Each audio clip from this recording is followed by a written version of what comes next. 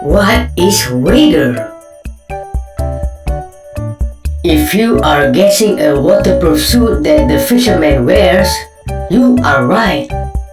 But today, we'll talk about waders that live and breathe. It's a family of birds.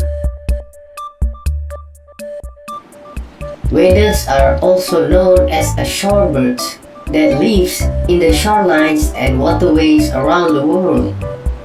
They are usually small with long legs. They use their bills to search for food like shellfish or other small animals to eat. Long bills enabling them to feed at a deeper water. They are strong flyers too. They can fly long distance over water during the Great Migration. The golden-plover migrates nearly 4,000 kilometers over the Atlantic Oceans from the coast of Canada to Brazil. There are over 200 species of waders.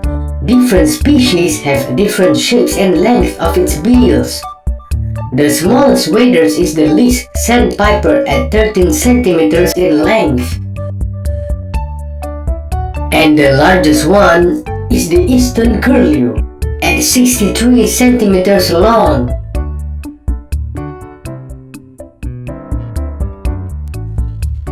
It is important to keep the ocean clean, which can guarantee the survival of many species for our future. Until next time!